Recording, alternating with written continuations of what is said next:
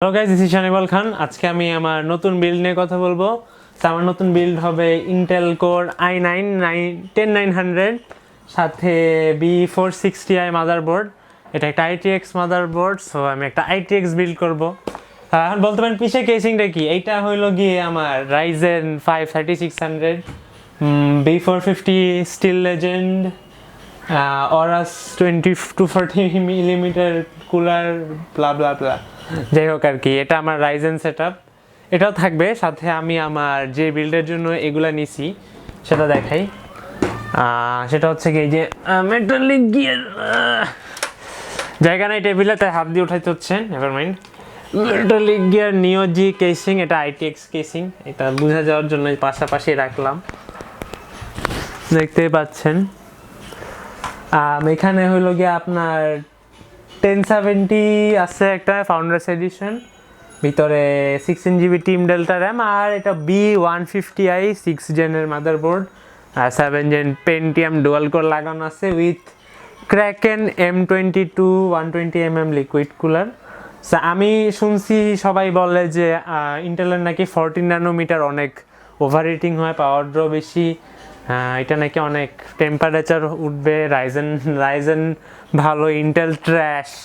So হ্যাঁ, আমি ট্র্যাশই নিলাম। এখন আমরা দেখব এই i9 কি 120mm কুলার সাফিসিয়েন্ট কুলিং করতে পারবে নাকি। যদিও বক্সের ভিতরে একটা স্টক কুলার আছে, মানে আই এম ভেরি, কি বলবো, ভেরি সারপ্রাইজড। i9 একটা 10 কোর সিপিইউর সাথে একটা, মানে একটা স্টক কুলার দিয়ে দিছে ইন্টেল। বুঝতেছি না এটা, মানে হাও এটা কেমনে একটা ইন্টেলের স্টক কুলার কুল করবে। So let's find out. আনবক্সিংও করে নিয়ে খুলে দেখি ভিতরে কি আছে। ওই যে i9, এটাকে আমরা আনবক্সিং করব। লেটস জাস্ট আনবক্স ইট। কোথায় খুলে ভাই? পাইছি, ব্লা ব্লা ব্লা ব্লা ব্লা। স্ক্রু ড্রাইভার ছাড়া খোলার আর ভালো কিছু ছিল না, সো স্ক্রু ড্রাইভার দিয়ে খোলা লাগলো, নেভার মাইন্ড।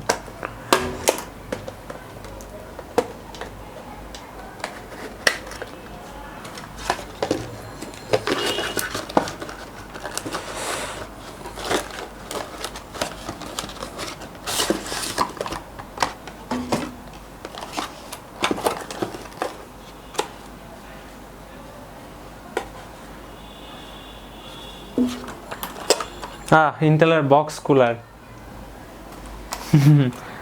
যে সিপিইউটা i9, ওয়েল বক্স কুলারটাও দেখায় দিই।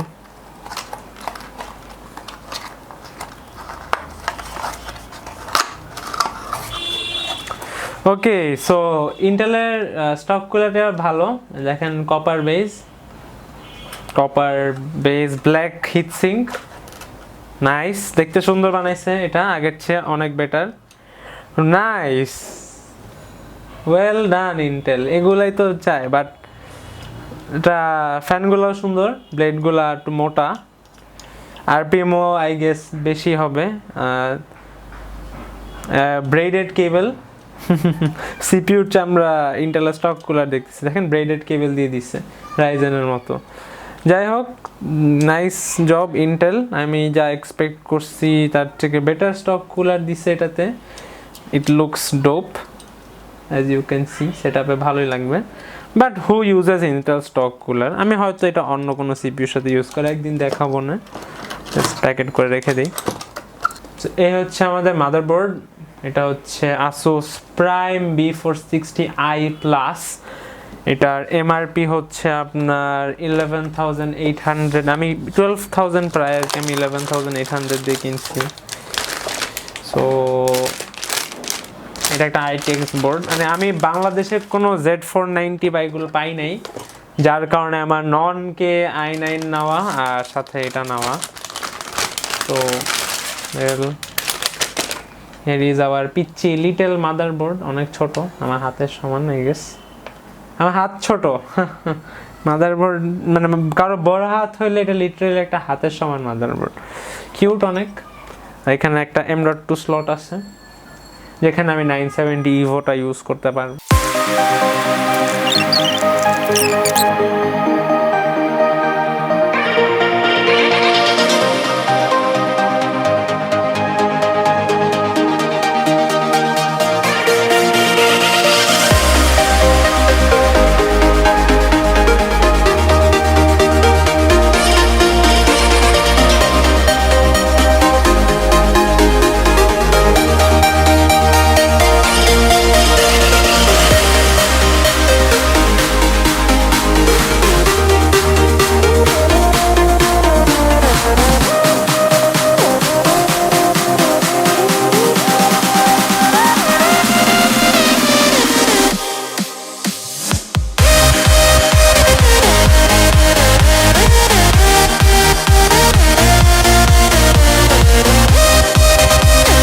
বিল্ড ইজ ডান, এখন আমি পাওয়ার অন করি।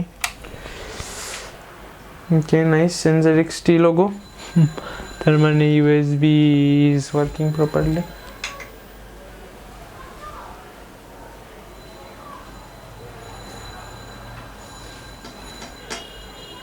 Fingers crossed. ইয়ে আসছে new CPU detected. Well guys, আমার i9 build done, it's working properly. নতুন ভিডিও বানালে আবার দেখা হবে। আর আমার চ্যানেল ভালো লাগলে, আমার ভিডিওস ভালো লাগলে সাবস্ক্রাইব করে দিন। অ্যান্ড এই NZXT 120mm AI ওর পারফরমেন্সটা আমি জানাবো এই 10900-এর সাথে। হোপফুলি এটা কোনো প্রবলেম ক্রিয়েট করবে না। ওকে, বাই।